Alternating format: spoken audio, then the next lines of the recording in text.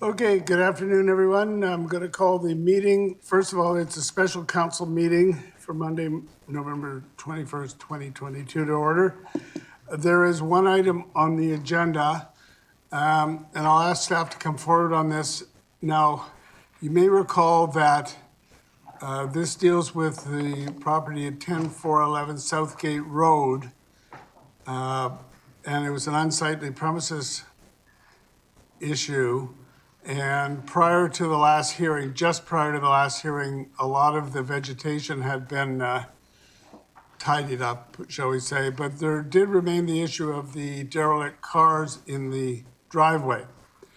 Now, as I understand, basically, staff has reached out, tried to meet with Ms. Withers unsuccessfully. I don't believe she is here either online or in person today. That's accurate? To your worship, that is correct. Okay, so assuming that's the case, seems to me we've got council has to decide what you want to do. There's at least three choices, one of which is to deny the appeal and make the order for the unsightly premises. Another one, so to deny the appeal, another one would be to allow the appeal and say it's not unsightly, or to postpone it. And if we did that, I would suggest some dates in December to which we would postpone it. So I'll ask council what they've got in mind. Is there anything to add to that, Mark? To your worship, I have nothing further to add, and I'm open to questions. Okay. Anyone have any thoughts on that? Councillor Heed. A couple of questions through the chair. How long have you been dealing with this property? Through your worship to Councillor Heed, we've been dealing with this property since roughly the spring of 2021. Through the chair, and how many warnings have we given this person? Through your worship to Councillor Heed, we've been given multiple warnings. We've been given multiple extensions. I'm aware of at least 3. Boy, you gave him a lot more than I would have given him. I think, your worship, I think we, I'm going to vote in favor of just moving forward on this. So that would be staff's recommendation that the appeal be denied Correct. and that order to comply be issued. Is there a seconder on that? I'll second. Okay, so that's moved and that's seconded. Under the circumstances, what we could consider in conjunction with that resolution is a direction to staff to not actually implement the order until a date, December 1st or something, to give one last chance or something like that. But anyway, the motion is to deny, and that is on the floor. I'll take speakers. Councillor Heed, anything to add? Nope, that's fine, your worship. Councillor Wolf. Thank you, Your Worship, through you to staff. I just have one question and a comment. My question is about the Live-In Well distributors. Did you do any research into that group, and did they provide the van vehicle to Mrs. Withers or to her father, her late father? Through your worship to Councillor Wolf, Live-In Well Distributors was a provincially registered corporation. It is no longer a valid business. The principal of that corporation, we believe to be Charles P. Withers. We couldn't find any current registry records for it. There was an attempt several years back for them to apply for a business license, but they didn't follow through on that application. During that time frame, they did list Ms. Marilyn Withers as a potential contact for that incomplete application. Thank you. Just a follow-up to that then. If 2 vehicles were removed, would it then be the 2 that are more connected to Mr. Charles Withers? So the van and then the other vehicle that is in his name? Would those be the 2 removed? Through your worship to Councillor Wolf, the option of which vehicles to remove would be open to the subject of the complaint. There are 3 vehicles. One of the vehicles was in fact and still is in the name of Ms. Withers. That is the Chrysler LeBaron, which appears on photo 5 and 6. And then the remaining vehicles are the Buick, which is under her deceased father's name, Charles P. Withers, and the third vehicle is under Live and Well. The subject of the complaint could register the vehicle that is in her name, and the other two vehicles could be removed, the Buick and the Dodge van, and that would bring her into compliance. Great, thank you. As rule out one vehicle that can be derelict. Thank you. I don't have any further questions, but my comment is in relation to what the mayor just pointed out, is if there could be a potential last chance date tied to this motion that's on the floor. I was in favor of going for a postponement because I did hear that Mrs. Withers was sick and unable to meet, and perhaps that's why she's not here today. And if it's mental health, physical health, I could imagine that people coming onto your property and taking two vehicles away is probably not going to help your matter.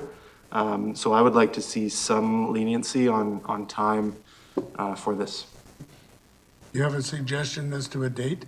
2 weeks from today? December 2nd?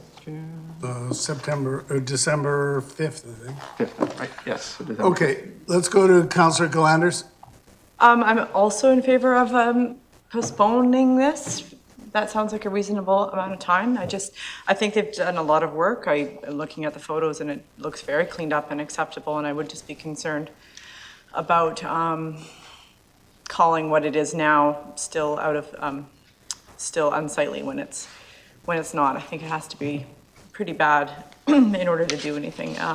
Although, I mean, I don't know why it's gone on for so long. And then I was also concerned because it seemed like saying that the derelict vehicles belonged to the father, but then it turned out that one of them wasn't, and then it was Live and Well. But if the director of Live and Well was the father, then yeah, I'm even more so inclined to say it would probably be difficult to get those insured, given the circumstances, and so I'd like to give them some more time. Councillor Howe. Councillor Howe. Oh, I'm sorry. Yeah. Sorry to wake Okay, I you have up. 3 questions. The first one is, now, if we give them further extension, will the outcome be different? Do you expect that they can really remove the cars within a certain period of time? Through your worship to Councillor Au, the outcome of her coming into compliance really depends on the actions that subject to the complaint, and I would be hesitant to predict what those are. However, we are aware from a pathway to compliance would be to register the vehicles through ICBC and to reinflate the tires associated with 2 of the vehicles, and then they would come into compliance. So the path forward is attainable if the vehicles are registered. Okay. Then the second question is, okay, in this case, if we deny the appeal this time and going to take action, will it impose any hardship on the owner? Well, do we know the answer to that? Through your worship to Councillor Au, there would be, the vehicles would be towed, and there would be a financial consequence to store those vehicles for a period of time. If those vehicles are not claimed within a period of time, my understanding is that they would be sold after 30 days. For each day or period of storage, there's associated fees with that. So yes, there would be a degree of financial impact on the subject of the complaint. Now, and the third question is, I understand that staff have difficulty to be able to be in touch with the owner. So even if we passed the motion to deny the appeal and going to take action, how can we notify the owner, and give her the chance, to rectify it again? Through your worship to Councillor Au, the last time that the subject of the complaint contacted staff was this past Saturday, and she contacted staff to say that she was still ill. Mm-hmm. The first time she contacted staff regarding her illness was towards the end of October. So staff is able to communicate on a sporadic basis with the subject of the complaint, but she is still monitoring her voice messages. Okay, my last comment would be, is it possible that we negotiate a time frame with her instead of imposing a day? Of course, I think it has to be reasonable, right? It cannot be 6 months from now, but instead of imposing a day and then take action, whether or not she was being notified, contacted and notified. Can we, make sure that we can get in touch with the owner, negotiate date within a reasonable period of time? Through your worship to Councillor, there's some berth for discretion, but typically staff likes to see demonstrable progress towards trying to get the vehicles registered. In this particular case, we haven't seen that progress on the vehicle front. I should note the definition of unsightly includes the front yard, the backyard, and vehicles are defined as being unsightly, and two conditions need to be met for those vehicles to be compliant. One is they need to be insured, and two, they need to be operable. If we were to see progress during this period of time towards getting those vehicles insured, that would represent cause to potentially extend the date. I would note staff offered on multiple occasions to act as a go-between for ICBC to do whatever they could to assist in registering the vehicles. Those offers of support were rejected on multiple occasions. Okay, good, thank you. Okay, I'm going to remind the councillors, we've got a long agenda here, so I'm going to ask you to keep your questions short and the staff to keep it short. Councillor McNulty. Yeah, thank you, Worship. I'll be very, very brief. This is really a sad case. I do know part of the history of the family on it, and I'm really concerned in humanitarian region. I'm not so sure the opponent or the applicant can do what you've asked them to do. And I'm just wondering, Your Worship, whether staff can help. You asked if the vehicles were operational. Well, how do we know whether they're operational, whether you turn over with the key or whatever, you open them up? You know, we're saying they're derelict. They look pretty damn good to me. I would buy one of them if I had a need for a car. And it's great that somebody's going to complain. We pumped the tires up. Now everything is fine. Your Worship, I think the proponent and is alone and probably needs some guidance and counseling, not somebody come out there and say, here's a ticket, or, you know, you got to do this and you got to clean the bush. Not one of us in this room could have cleaned the bush ourselves, okay? We're talking about the cars. So, and also the cars. So I think I suggest we give her time, a little bit of time. We also offer some help. There may be a garage out there that might be able to come and have a look at it and do a freebie or whatever to see. This woman doesn't know whether the car's operational or not. Okay, I wouldn't know either. So I think we're asking for something we can't get, and we can sit here and judge, and it's wonderful that we can do that. But we do have to address the complaint, which I do respect, okay? But I also think in this case, somebody needs some help. We did it once before, I think, if you remember, on another street not too long ago. We were very compliant and humanitarian in what we did. And I look around this table of people, it was before the election. Matter of fact, I don't know how many times we let it go, and that with vehicles, et cetera. And we finally got compliance. And we also offered some help, and I think we should do the same in this case. Thank you. Yeah, I don't know what item you're referring to on that one. But if you look at the memo, the fact that it's not insured makes it derelict. Okay, so if that step isn't undertaken, it's derelict. And then by definition, it's unsightly. So I've got Councillor Day next. Thank you very much, Mr. Mayor. Mr. Cordato, I think you've been very patient on this file, so it's been basically a year and a half. But prior to this incident, wasn't there years prior to that where there were similar incidents in the same property? Your Worship, Councillor Day, there have been similar incidents. This is the most recent one, and there was an ability for the subject of the complaint to come into compliance and did work with staff to ensure that the backyard was cleaned up. Yeah, so my next question is, if it is impossible for whatever reason for this lady to register the vehicles, it's not impossible for a tow truck to tow the vehicles to a storage lot. Is that not correct?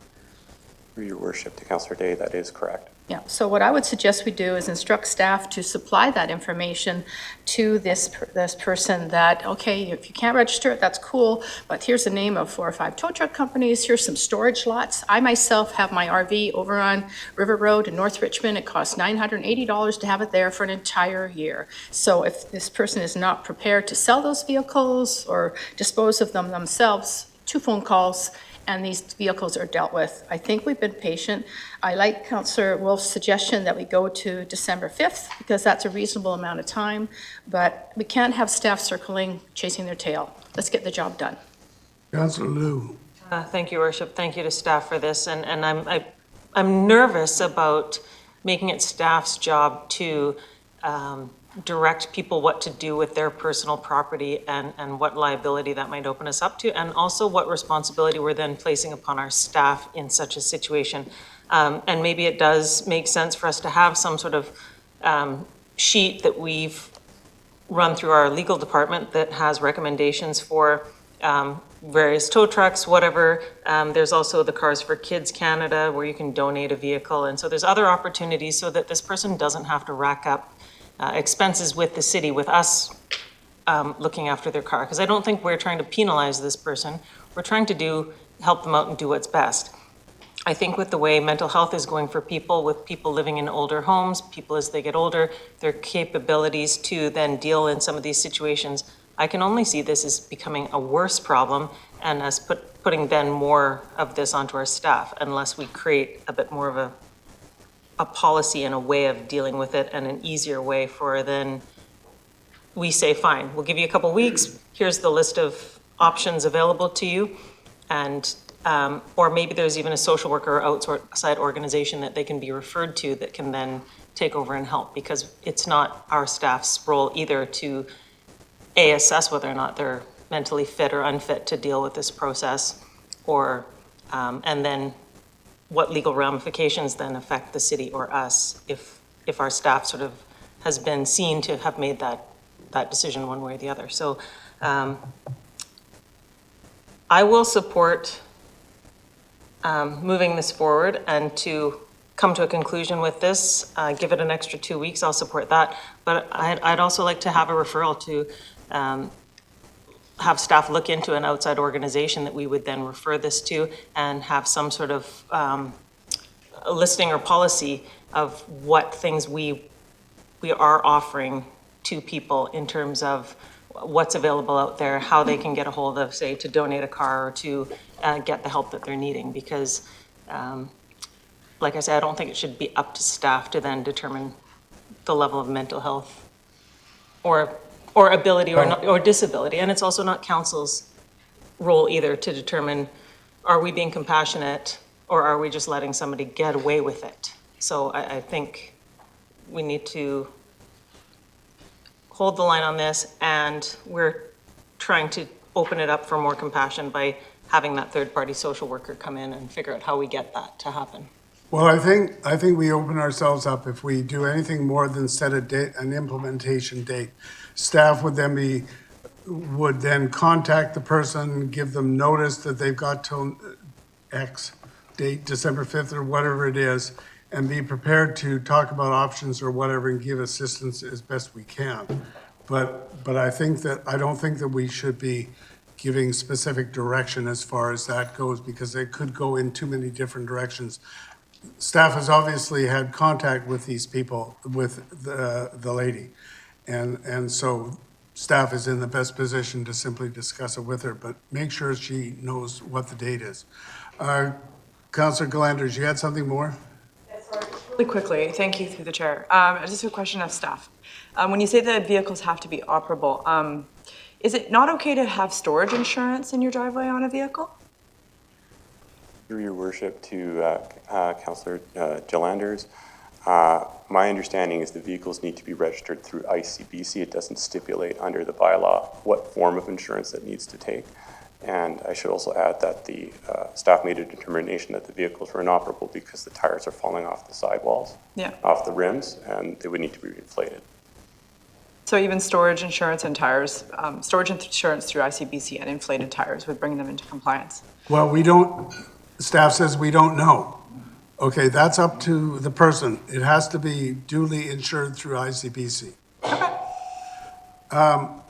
Okay, so may I suggest then, the motion is on the floor to deny the appeal, and let's add in and have it minuted that there's a specific direction that there wouldn't be any implementation of this order until on or after December 5th, 2022.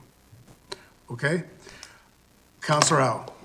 I would suggest that we move the date to January the 16th, for the reason that, anything like this before Christmas would Okay, be then very I'm going to do stressful. it by formal motion then. Okay, the motion is to amend to make the implementation date December 5th. Is that seconded? That is seconded. Now, you can speak against that if you want. Well, I'm not speaking against it, but I'm making another amendment that, we change the date to January 16th. Okay, is For that? the reason that, Christmas is coming. Okay, that's an amendment to the amendment, I guess. Is that seconded? Okay, it's on the floor and I'm calling the question. All those in favor of December 16th? January 16th. January 16th. Those opposed? That is defeated. Councillor Galanders? Okay, 1, 2, 3, 4, 5. So that is defeated. Okay, so it's December 5th is now on the floor. All those in favor? Any opposed? That is carried without opposition. And then, so then on the denial of the appeal with that, December 5th, all those in favor? Any opposed? It's carried. Okay, thank you. Motion to adjourn the special meeting. All those in favor, opposed, carried. We'll now go to the General Purposes Committee, the Open General Purposes Committee. May I have a motion on the minutes? All those in favor, opposed, carried. Then we start off with a delegation from BC Hydro.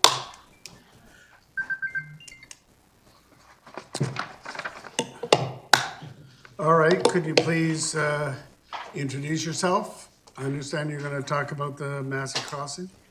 Yes, thank you. Thank you for the opportunity to present. My name is Judy Dobrowolski. I'm the Stakeholder Engagement Lead on this project. To my right is Antigone Dixon Warren. She is the project manager for this project. All right.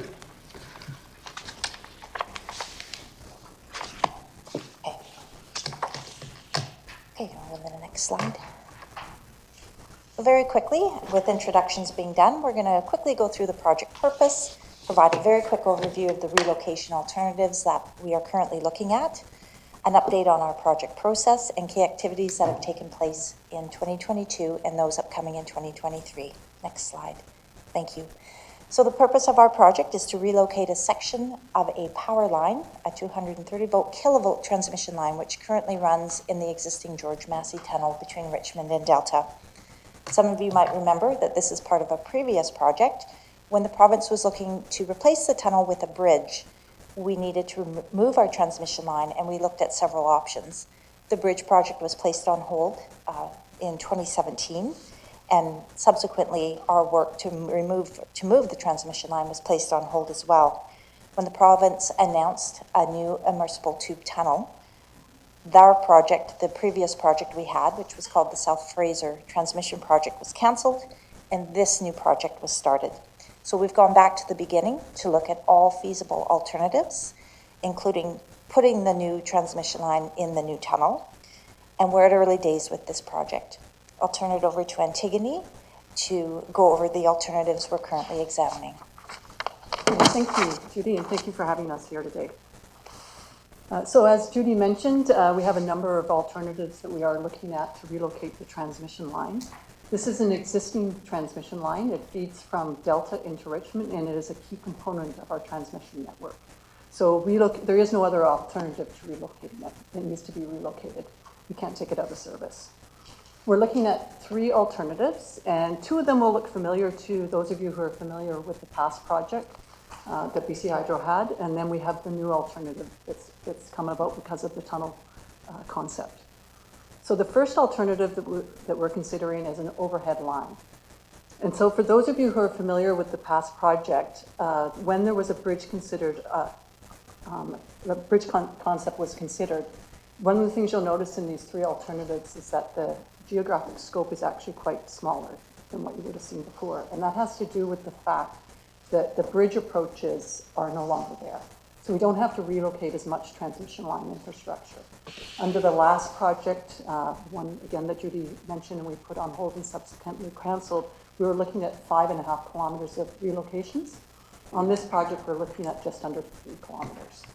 And it basically extends from the Green Slough on Delta side up to the airplane park that you have in Richmond. So alternative one is overhead. We are looking at a reconfiguration of existing structures as well as putting in new lattice structures which would carry the line over the river. And I should mention that the design that we're proposing is building off the work that was done before. So it would be something that's very similar to what was proposed before.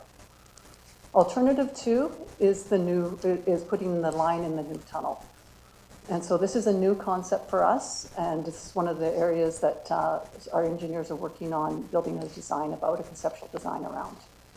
In this design, again, we're looking at the same geographic scope that we saw in the previous alternative, but there will be some overhead relocations that we need to do, plus 2 terminal stations would go in. And those terminal stations is where you transition an overhead line to underground, and those would allow us to run it through the tunnel.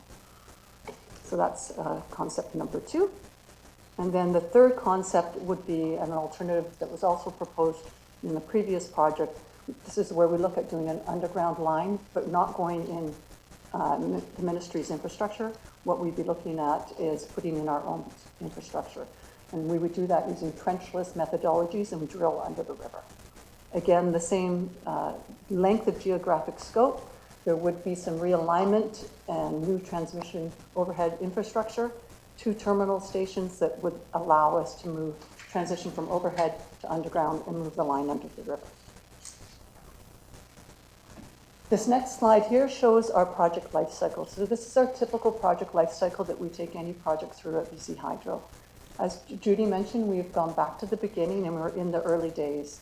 And that's primarily driven because of the past project. We have the scope changes, we have design changes. We've also had quite a bit of time pass.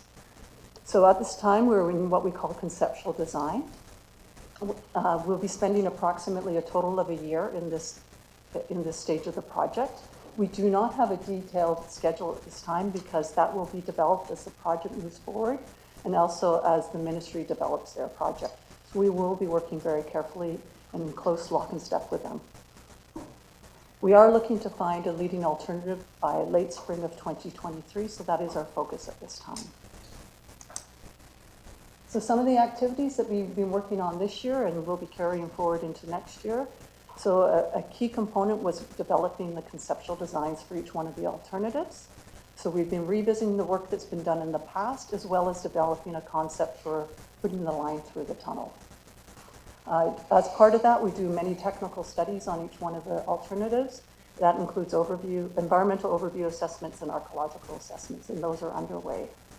We also are in the process of starting our First Nations engagement, as well as reaching out to those stakeholders, so the cities, we've got Metro Vancouver, and having our discussions on introducing our new project.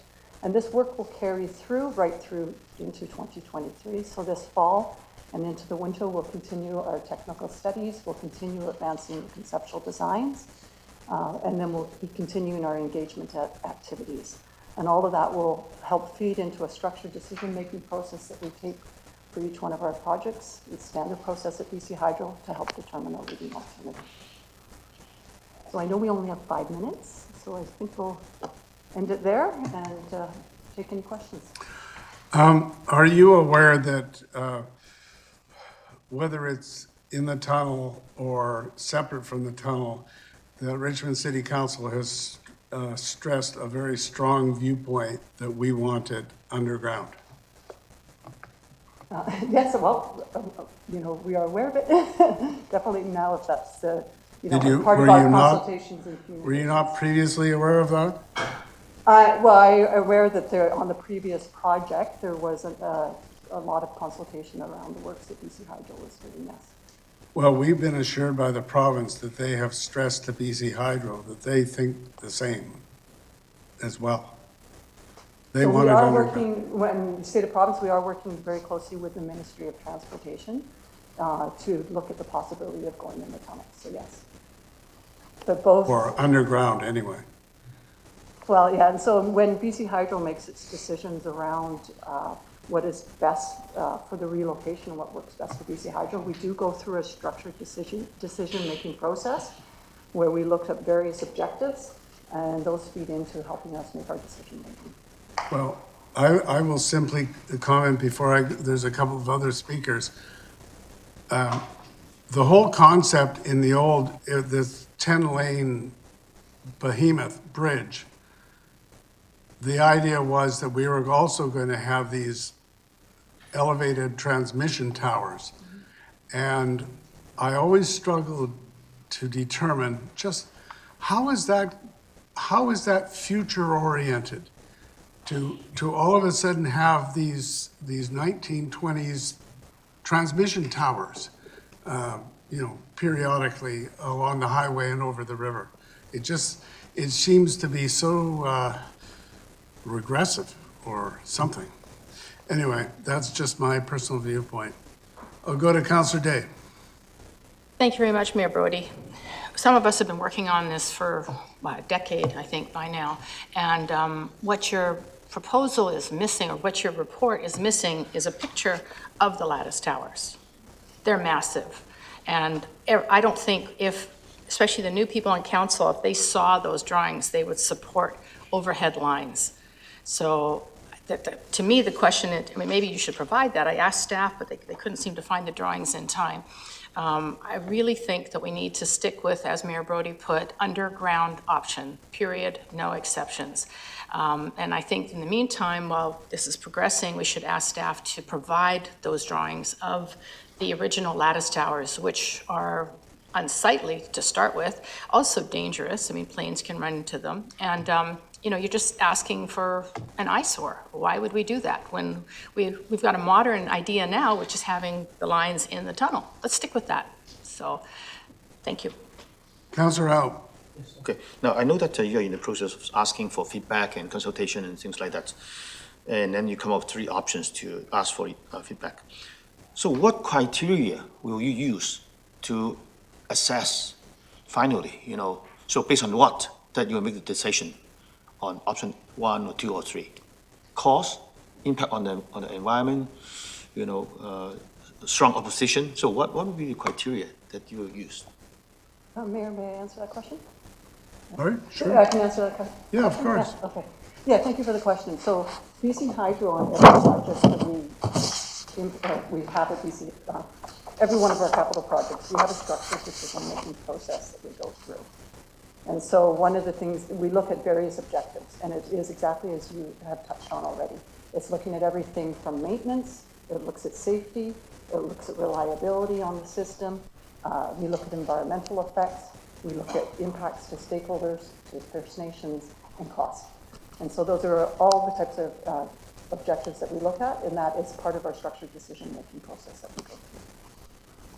If you come to that stage, would we be informed about the formula or different weight you give to the elements that you mentioned?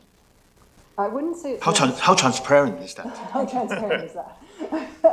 We're more than happy to share the information as it comes available. The decisions, we are regulated by the British Columbia Utilities Commission, and so all of our projects, whether it goes to commission specifically or if they are a smaller project, go through the same process.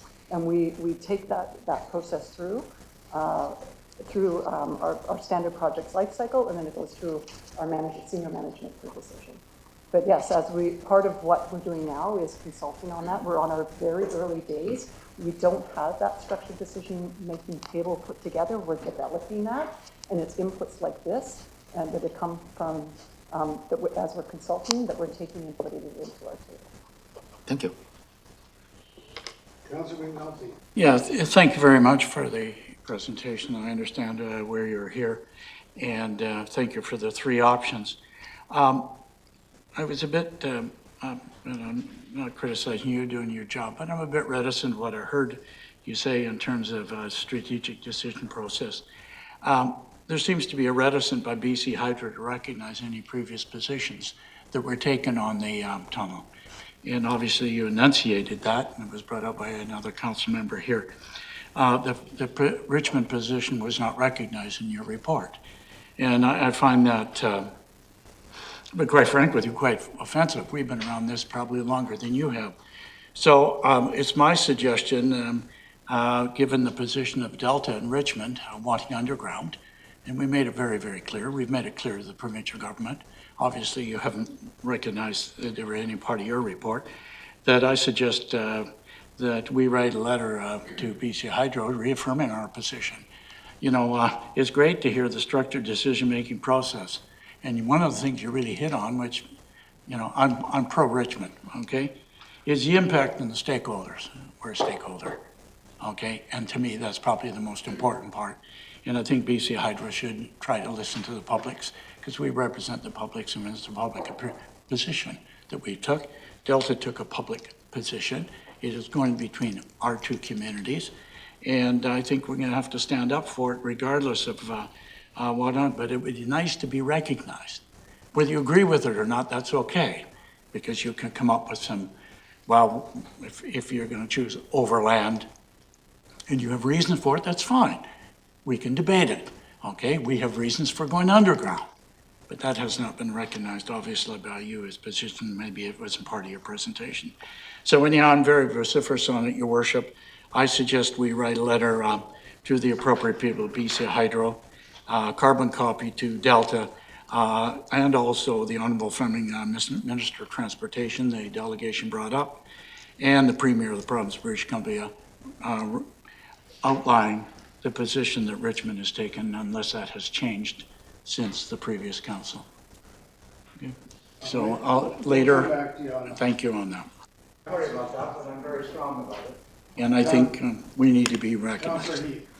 I'd like to say a few things. One, Councillor Day and Mayor Brody, their positions on having this underground is absolutely something that I favor. Councillor Day, I have seen those towers. They're actually hideous, and I'm opposed, and I'll certainly be opposed any way we can to prevent those from going above ground.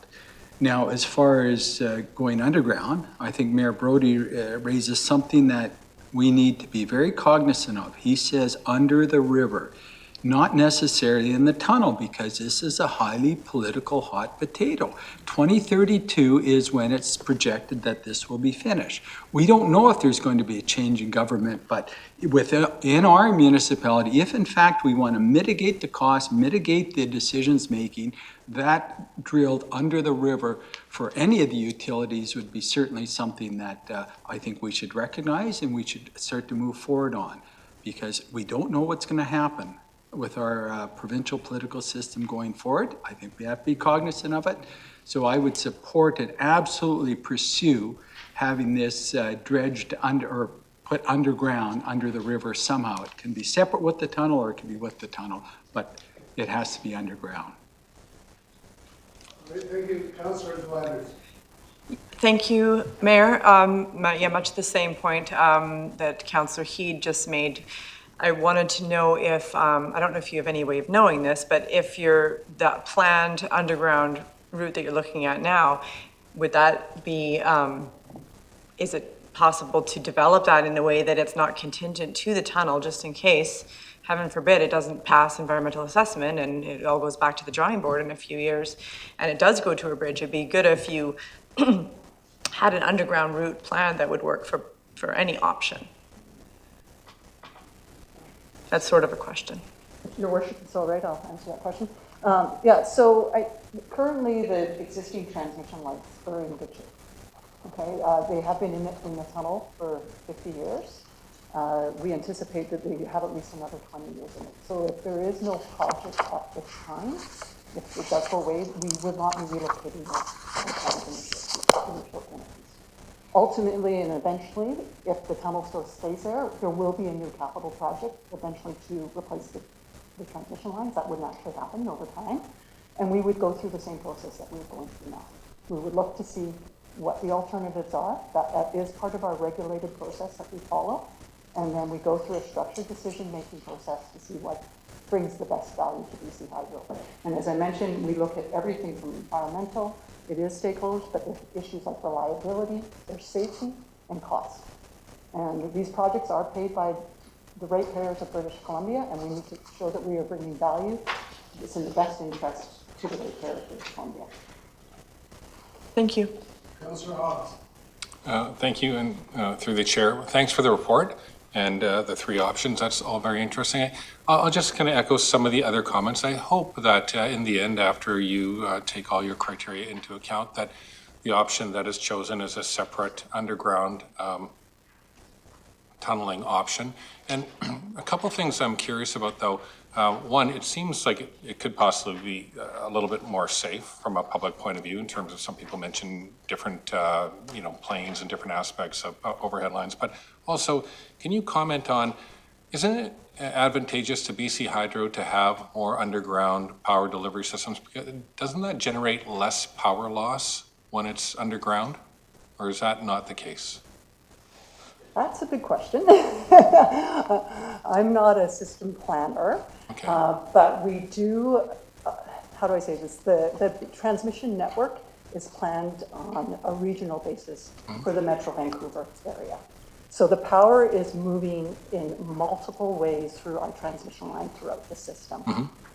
When it comes to this particular line, it actually has not been heavily loaded in the past. We use it at 20 to 30% of its capacity, which is one of the reasons this lasts so long.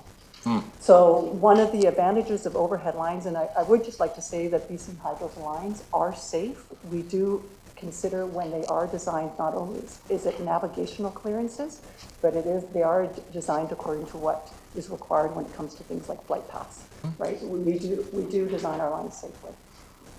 But one of the advantages of overhead lines is they actually have a life expectancy of about 75 years, where undergrounding is closer to 55 years. So again, when we're looking at our assets, we're building our assets, and we have overhead lines all across the province. We have multiple crossings of the Fraser River. We have about 8 of them between Richmond and Mission. But of course, we're always designed to make sure we're safe. And the way that the network is designed is power is always moving. It is complicated. I don't know if Judy, you want to add anything to that? No, just to echo what Antigone said, generally with overhead lines versus underground lines, what we say is with overhead lines, you can have outages, but they're easier to repair. Underground lines, you might get less outages, but if an outage does happen, it's much longer to repair because it's very difficult to find out where the outage occurred. So there's pros and cons to both. And like Antigone said, we have overhead infrastructure everywhere, but we also have underground infrastructure as well. And it's sort of these structured decision-making processes which help us decide which type is the best solution given the situation we're looking at. Thank you. Councillor Day.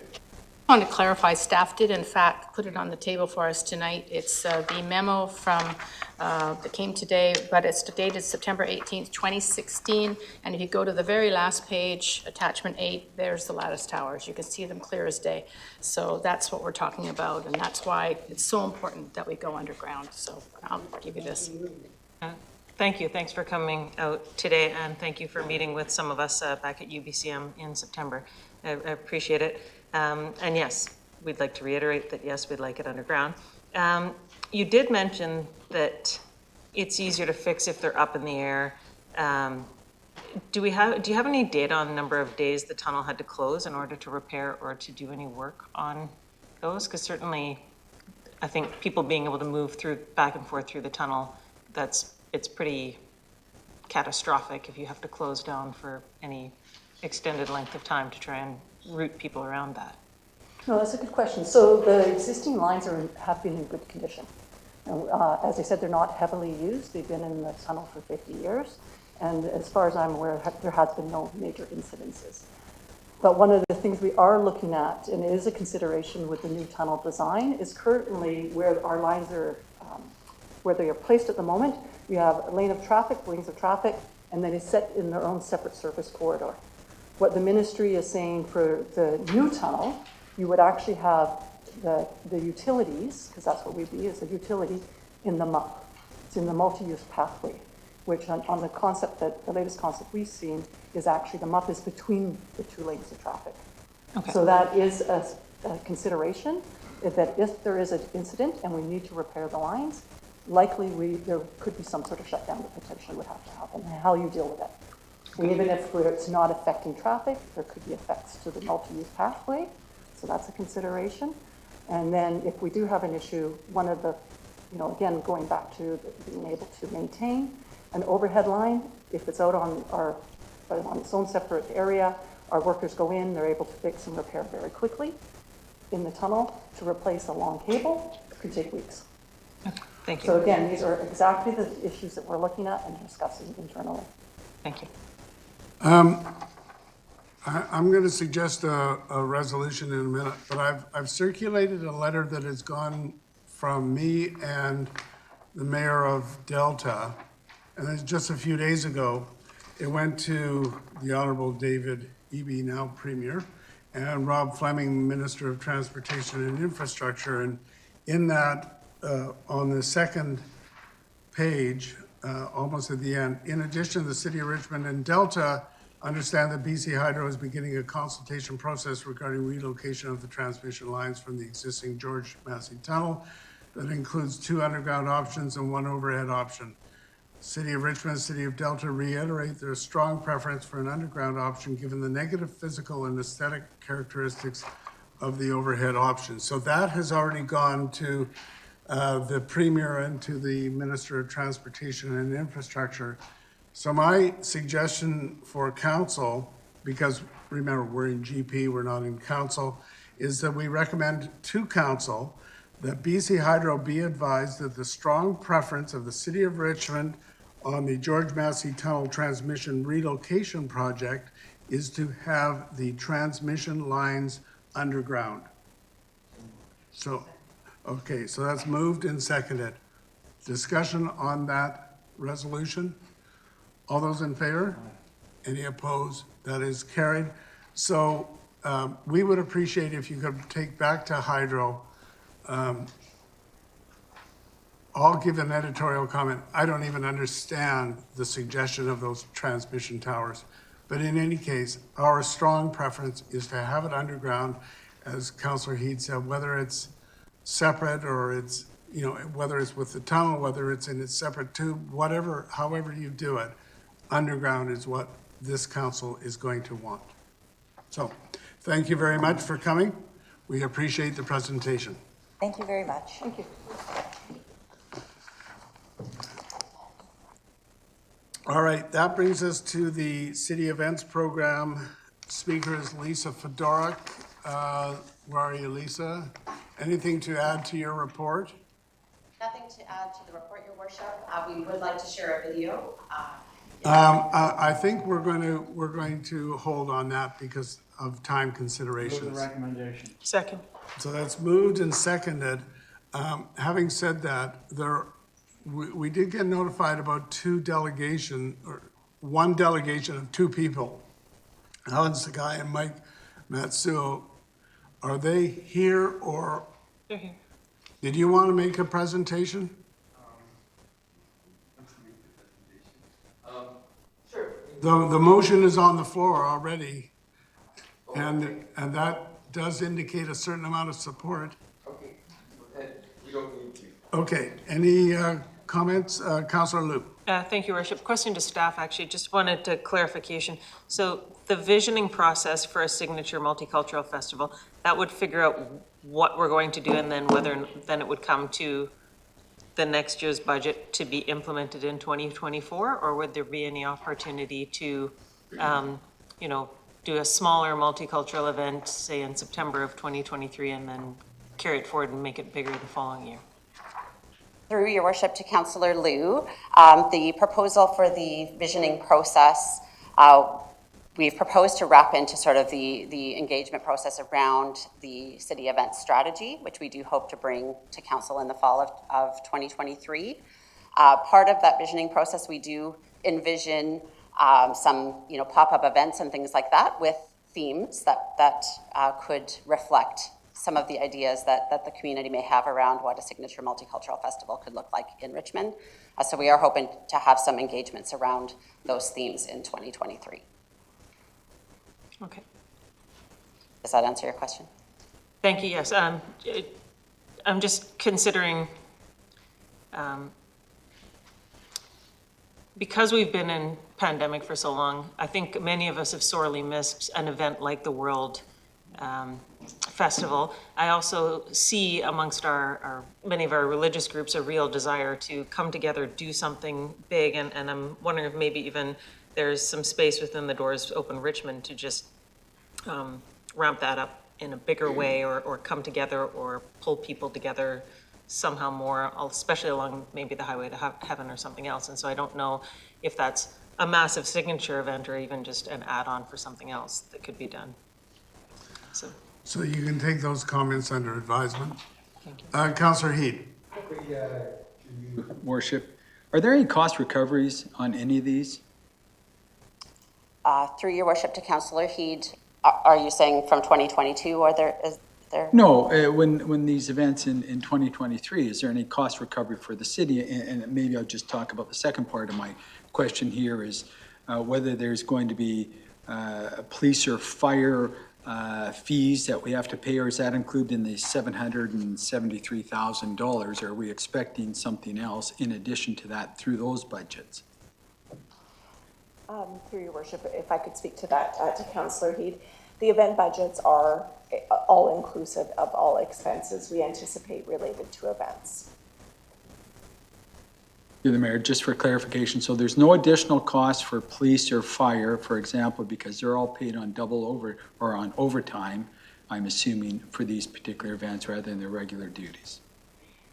Through your worship to Councillor Heed, there won't be any supplemental cost to the event budget. I don't know if anybody from Law and Community Safety may wish to comment further on policing or fire costs related to the event. All right, we'll ask Cecilia Sham to comment on that. Oh, there you are. Through your worship, normally police and fire will have staff at the event, but they will be ready to deploy for emergencies, so there's no additional cost. Thank you. Okay. Now, but that does raise an interesting question, because the one thing that I think has been left out of here is a very robust sponsorship program we had, which you address in here. But as I understand it, get these events going again. And in 2023, you're going to be working hard, or your group will work hard on reinstating a lot of those sponsorships, and so we can look forward to lower costs in the future. Yes, that's correct. So next year, the sponsorships are anticipated to be at a community level, opportunistic, as we develop a strategy and a long-term vision for events. Part of what made the sponsorship strategy successful previously was also opportunities for multi-year sponsorships. So definitely there'll be more to come for 2024. All right. Okay, so we'll call the question then on the, Councillor Day, you had something. Yeah, I did. Thank you very much. First to the mayor, will we be hearing this at council next week? Yes, it goes to council Yeah, next week. good. So then we have an opportunity potentially to see the video that they've created next week? Yes, that's my thought. And lastly, I know there was some concern about cost of living increase, that there isn't one. Do you want to comment on that? Through your worship to Councillor Day, the events there's a certain amount of uncertainty that comes with planning events, and all the events are scalable. So it's particularly the larger events, we can adjust as market conditions fluctuate. Okay, I suspect there'll be speakers that will want to speak next week, maybe when we have a little more time and don't have such a full agenda. So thank you very much. All right, so I'm going to call the question then on the motion, which is as in the agenda. All those in favor? Anybody opposed? That is carried. Then there's the item that I asked be put on the agenda. This should have been part of the omnibus resolution for council liaisons, and somehow slipped through the cracks. It's a council member to act as the liaison to the Lulu Island Energy Company. And I'm recommending Councillor Wolf be asked to take that on. May I have a motion? Moved and seconded. Any discussion on that? All those in favor? Any opposed? That is carried. All right, that brings us to item number 4, which actually is, the way it's written is actually somewhat of a suggestion of a referral, but in any case, first of all, we'll go to staff to see, no, it's Councillor Wolf. Councillor Wolf, did you have any comments that you want to make? Yes. Go ahead. Oh, sorry. There you go. Thank you. So my initial comments before arriving today was going to be brief because I know there are others in the audience who are probably more capable, more suitable to speak to this, so I will leave the time for them. My initial comments, though, do come to mind are the fact that I've been embedded for 40 years in colonist practices. The majority, if not everyone in this room, I'm not aware of everyone's indigenous connections, but I myself am quite confident that most of us are here without the full knowledge of whose lands we're on or whose lands we've been responsible for utilizing, and the privileges that have unfortunately come along with these lives that we live. My experiences with Indigenous protocols and learning of them have been far and few. I did have a master's degree with a whole course and immersed myself for weeks with an Indigenous population. And that, along with the minimal amount of connections I've had with the Musqueam through my education position as a Richmond teacher.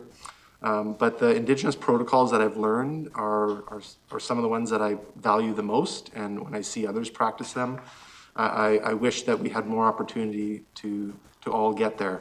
And I think one of the ways I use my Truth and Reconciliation Day, as was this past September 30th, was how can I support the movement? How can I provide some leadership shift to those populations who have been displaced, who've been separated, who don't even have identified communities anymore, like some of the ones that are often named. I watched a film last night with Richmond as a main part of it. It was called The Soul of the Fraser. And I learned things in that film that I hadn't known before last night, that there were communities around in the Ladner area that were basically annihilated, and the last few remaining members, they don't have a reserve land, they don't have a community center, they don't have a place that you and I would be familiar with. So I think this motion that's before us should be voted on as it stands, with a slight amendment that the mayor brought forward to me just before this meeting, which I would supplement the comment at the very beginning under my recommendation, my comment that says that the City of Richmond. I would support this new wording. So here's the replacement to that sentence, and all the councillors here have a copy of it, but I apologize those in the audience do not. It says, in conducting the analysis mentioned in the referral resolution of council made June 26, 2021, staff be specifically directed to address the implications of a truth and reconciliation policy, which may include the following suggestions, which are all of the bullet points that I have laid out in my previous recommendation. So the change to these two statements, which I'm in favor of, are to tie in the previous referral that was made And it is in our, not all of us who've been on council for the last term, but we did receive in June a package of all the outstanding referrals. This is in there. And then, but it doesn't mention any of the things in the bullet points. And again, these are not required, but they may be included in. And so I am in support of that. And I also note that in my original one, it does say Musqueam Indian Band for consultation. And I know that's not in this new wording. However, in the bullet points below, it does mention multiple times. And also the fact that other nations and other Indigenous people of other Indigenous communities should also be part of that larger consultation. So I am in support, and that's the recommendation that I'm putting forward that we make today, and then that if supported, it goes to council as opposed to just a referral. Thanks. Thank you. Just to add to that, the suggestion had been made to me by a number of councillors that really it'll provide confusion, could be confusing to have the previous referral and then another referral. So why don't we put them together? And that is what Councillor Wolf read out. It refers to the previous June 26, 2021 resolution, which was a resolution to refer to staff for the analysis. The other thing I just want to say is while Musqueam are obviously an important part of this discussion and consideration, they're not the only ones. We do have a huge land claim that is currently being litigated by the Cowichan for Southeast Richmond. There's certainly the Tsawwassen First Nations, the Treaty First Nations, and there's potentially others. So while Musqueam are definitely highlighted, they're not the only ones. So I have noticed that there are a couple of delegations wishing to speak to us. First of all, the first delegation is Alyssa Magnan and Catherine Myers. Please come down, introduce yourself, and you're given 5 minutes. And you've heard what the revised approach is. Hopefully your presentation can take that into account. So go ahead. Good afternoon. I'm Elisa Magnan. And I'm Catherine Myers. And we are both longtime Richmond residents and teachers at Spilakwax Elementary School. First, we would like to acknowledge and thank the Musqueam people and the Hunkaminam language-speaking people for their stewardship of this land. We are here to speak in support of Councillor Wolf's recommendation for a policy to outline the actions the city will take to advance reconciliation with Indigenous peoples. Once adopted, we would like to see the policy published prominently on the city's website so Richmond residents can see that reconciliation is a priority in Richmond. We are not activists or politicians. We are just primary school teachers. We started on this path to effect change in our city after an act of vandalism at our school. Before a walk to honor the National Day for Truth and Reconciliation, ribbons wrapped around our trees surrounding our school grounds, orange ribbons tied in honor of the children who endured residential schools, were cut down and thrown in the garbage. Ignorance was at the core of this act and illustrated a problem here in Richmond: the public's lack of knowledge, understanding, and awareness of truth and what those orange ribbons symbolize.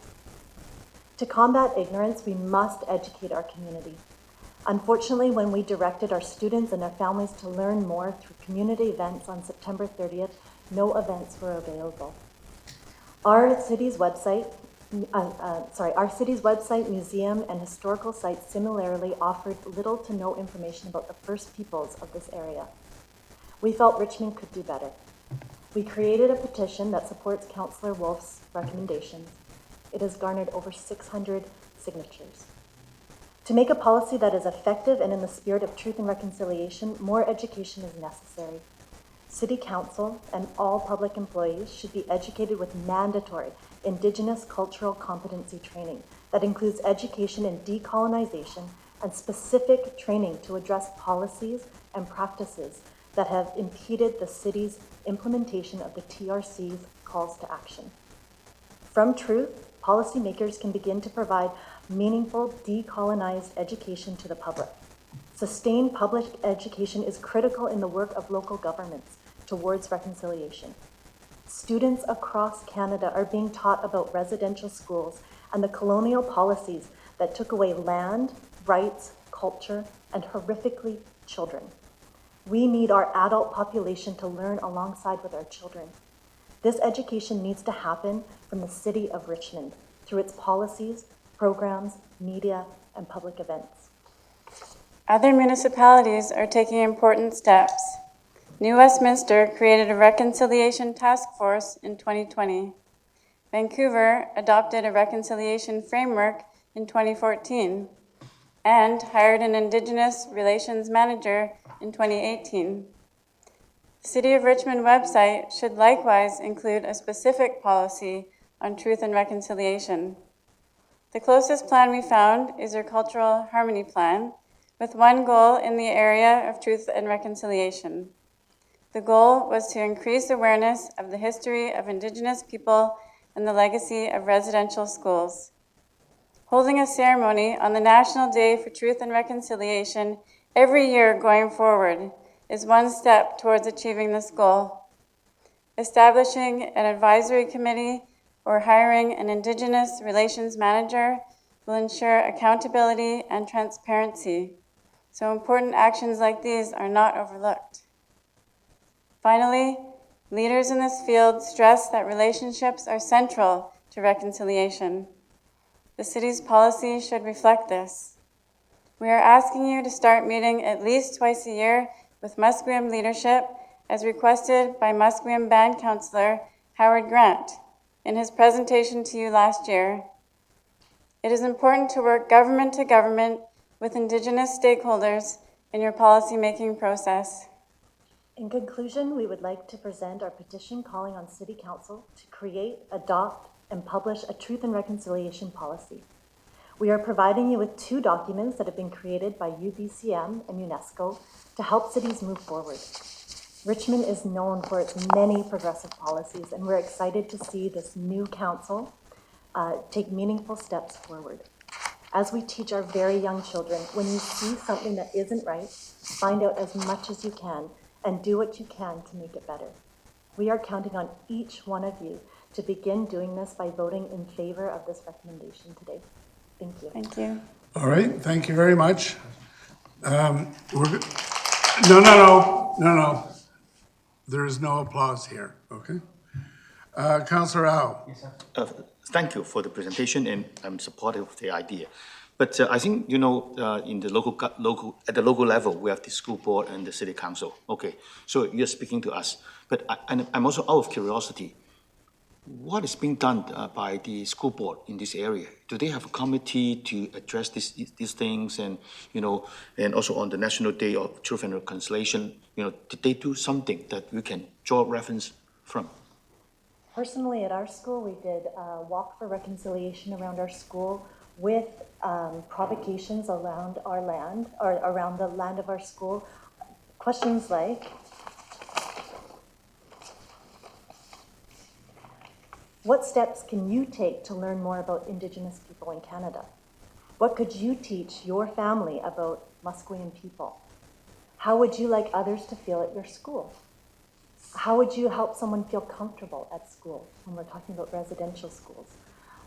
What do you notice when you walk around? What do you hear, smell, feel? What do you feel in your heart? What brings you peace on these lands? Whose lands are these on? Are we on? Jump into. All right. But at the policy level, the school board answer level? also, the school board level, they offer professional development on decolonization. Almost every professional development day, there's something offered in that area. I know that the school board works closely with Musqueam, and as you saw in the picture, a Musqueam elder, Shane Point, came to the Right. inauguration. Thank you. And All right. We'll go to Councillor Day. Thank you very much for your presentation, and I'm happy to see this come forward. I'm hoping that you can work with staff, because obviously you've done a lot of work on this. Is there a question? The question is, one of the items in the list, I can't remember which number it is, was that people be allowed to take back their name and say it the way they originally would have said it. The problem is, we don't have the same alphabet, so I would hope that as we move down this reconciliation road, that you can help us find those solutions. Maybe someone else is doing it, and that would just help move the ball down the field that much quicker. All right, thank you very much. If you could, Madam Clerk, if you could get the petition, and it can be formed part of the minutes of this meeting. All right, thank you very much, both of you. We have one other delegation on the matter, Mark Lee.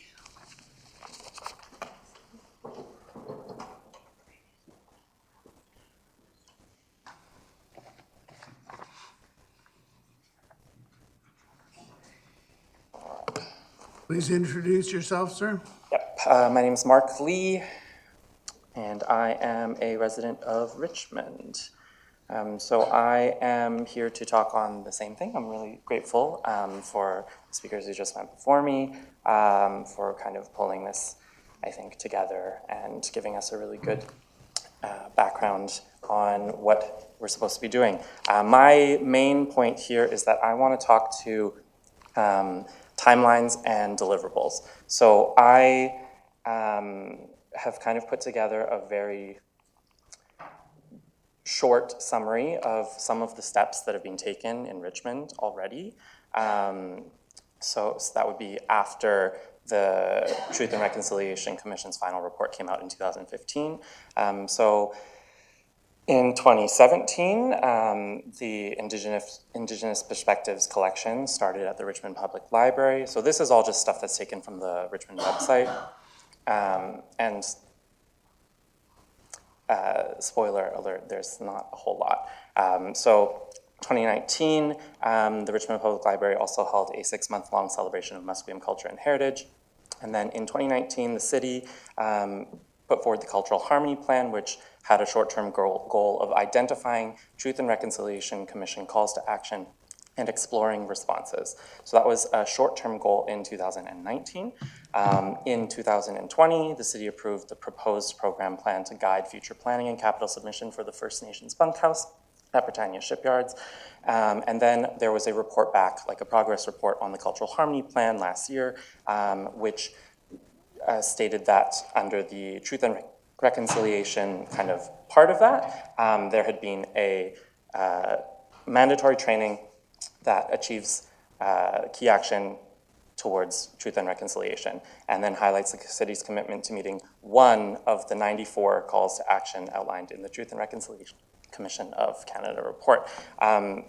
Since then, or in that same time, other cities like Vancouver, Surrey, Burnaby, and New Westminster are much further ahead in sort of what they're delivering on. So they all have they explicitly identified which of the 94 calls to action that they are focusing on. So for example, Vancouver in 2016 had already identified 27 of 94 calls to action, as well as 41 city actions under 3 themes. They also have an annual report back, or mostly annual. They've had one every year except I think 2020. And as you heard, they've hired, they have like other cities have planners whose specific mandate it is to work on truth and reconciliation. So Surrey is another one. In their All Our Relations strategy, they identified 17 goals and 32 strategies to work together with the Surrey Urban Indigenous Leadership Committee. They also consistently send a representative to that committee. Surrey has a lot more on their website, but that's kind of like the explicit stuff. Burnaby has explicitly listed 8 Truth Reconciliation Commission calls to actions as their current focus.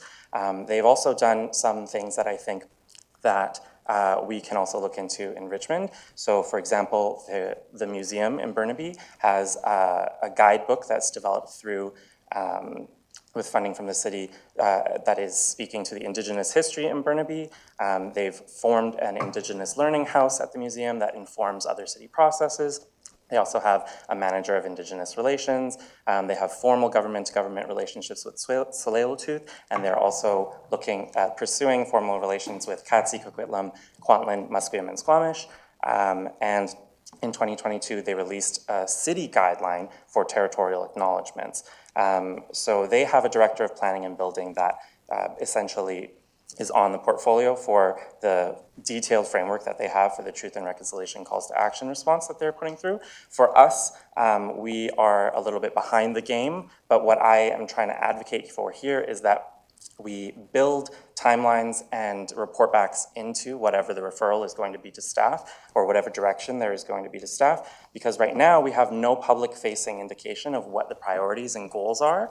So we know that staff are analyzing what we're supposed to be doing, but we have no indication of what the priorities and goals are. We just have that they're analyzing it. So we also then can't have an idea of what the strategies that they intend to employ will be, or what the plan is going to be to reach whatever those goals might be.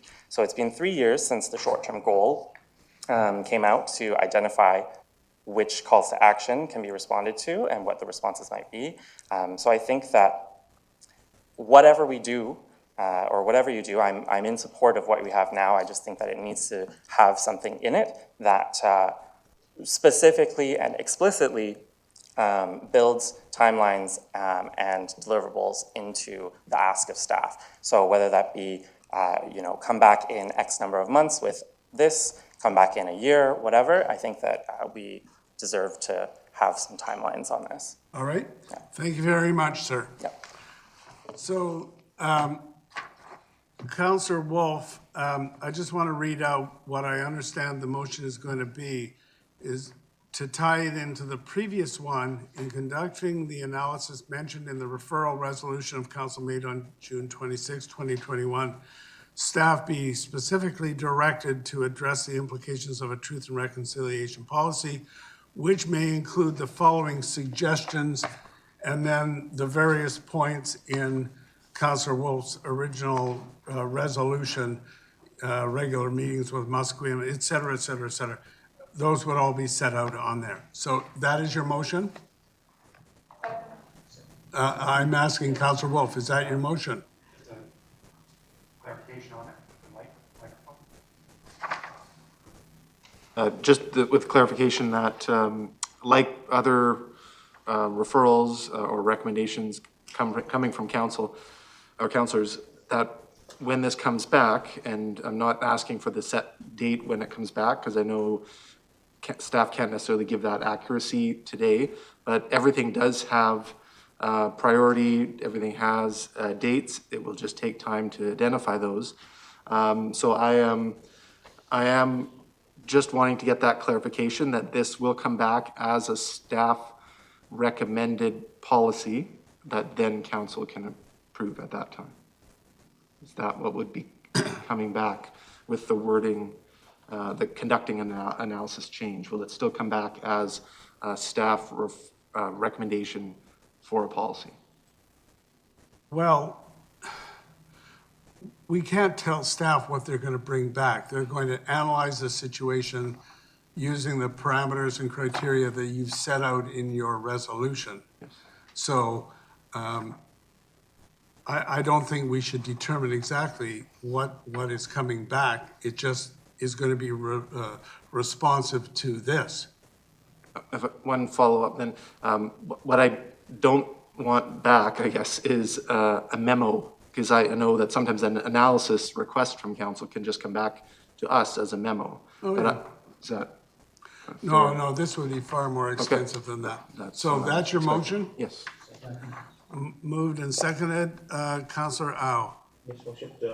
I support motion, but I also want to ask staff a question. Well, we know that there's already a referral in June 2021, and it has been a year and a half. So I just want to ask staff for a status, what's going on and how far has it been completed? So Ms. Lusk? Can update about the status? Go ahead. Thank you, Your Worship. Yes, staff are continuing to work on the referral and all aspects of it. Certainly, in the spirit of nothing about us without us. Working with the Musqueam is an important piece of that process, and we have been working towards making contact with the appropriate people in order to move forward and be able to respond in a fulsome way to council on that referral, and we'll do the same on this one. Well, I hope that we do not have to wait for another year and a half for the final recommendation. I acknowledge that we are already lagging behind. And I also want to add two more things. I don't want to do it as an amendment, but I would like to suggest that in the final recommendation, there must be something about how we can work with the school board as a city. Because I mentioned, we have two institutions at the local level, the school board and the city council. So I think we need to work together. And the school board has already done something. I think we can learn from them. And secondly, in the report, I would like staff also to have a survey of what are the other agencies or organizations in the city already doing. Like, I know that the Gulf of Georgia Cannery, they have a standard item on their agenda of the board meeting on truth and reconciliation. So I think perhaps, we need to know about, what other agencies and institutions are already doing in Richmond so that, again, we can incorporate that into our larger policy. All right, so we can give a direction that other agencies such as the school board, Richmond School Board, and other agencies, and their approach be included. Thank you. Okay. Councillor Day. Thank you very much, Mayor Brody. So my question is, as I spent a lot of time reading through all of these items, there's so many in Councillor Wolf's report, and I couldn't help but see that a number of them were either already being done or were being done by the federal or provincial government or by the school board. So is there some low-hanging fruit that we can sort of knock off the list sooner rather than later, saying, yeah, we're already there on these particular items? Well, I think that staff will try and identify that. I mean, I'm looking for my list. Annual community events in recognition of National Day for Truth and Reconciliation is an obvious one. Yeah, there's many like that. What my question is, does this have to be an all or nothing motion, or can we get, as staff are working on this, because, it has been a year and a half so far, I say, okay, we've got these 7 items that are already. I take it that as things arise, we can hear about them. Yes, that's correct. Okay. Okay? Councillor Galanders. Thank you, Mayor Brody. Yeah, thank you, Councillor Wolf, for bringing this forward. Thank you to everybody who came tonight in support of this. I think it's great because it was quite open-ended, the original referral, to just analyze and report back, whereas it gives a structure to how we could frame an actual policy, which would just be great. And it sounds like everybody's on board with that.